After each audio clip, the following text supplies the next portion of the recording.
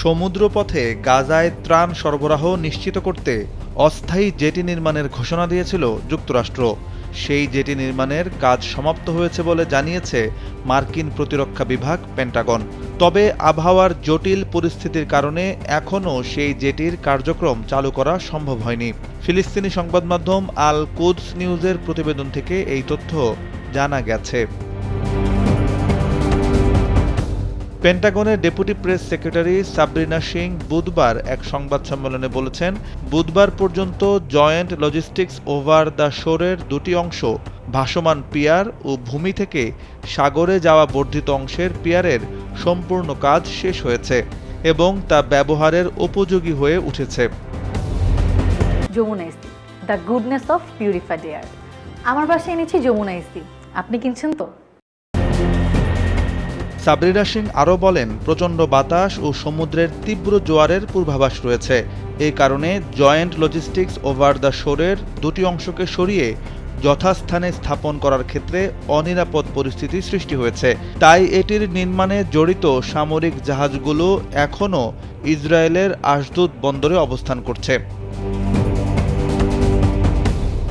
এর আগে মার্চের শুরুতে এই জেটি নির্মাণের ঘোষণা দেয় যুক্তরাষ্ট্র।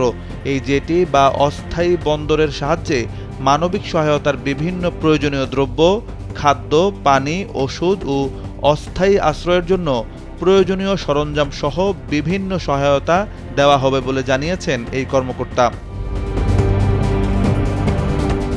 এই বন্দর ও জেটি থেকে যেন শখানেক ট্রাক একযোগে ত্রাণ সহায়তা বহন করতে পারে সেই সক্ষমতা দিয়েই তৈরি করা হয়েছে জানিয়ে পেন্টাগনের এই কর্মকর্তা বলেন, গাজার নিরাপত্তার বিষয়গুলো নিয়ে ইসরায়েলের সঙ্গে কাজ করব আমরা এবং ত্রাণ বিতরণে জাতিসংঘ ও অন্যান্য মানবিক সহায়তা দেওয়া এনজিওগুলোকে সহায়তা করব।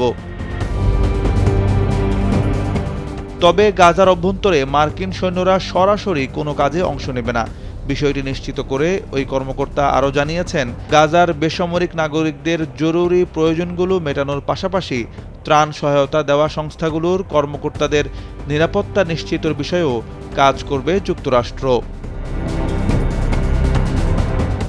সংবাদ সম্মেলনে হামাস যুদ্ধবিরতির শর্তে রাজি হচ্ছে না ইঙ্গিত দিয়ে মার্কিন এই কর্মকর্তা বলেন, যুদ্ধবিরতি অর্জনের পথ পরিষ্কার। হামাস যদি তাদের হাতে নাজুক অবস্থায় থাকা নারী, বৃদ্ধ, অসুস্থ জিম্মিদের তালিকা প্রকাশ করত, তবে এতক্ষণে অন্তত ৬ সপ্তাহের একটি যুদ্ধবিরতি কার্যকর হয়ে যেত। সাইফ বিন আইয়ুব, কালবেলা ডেস্ক।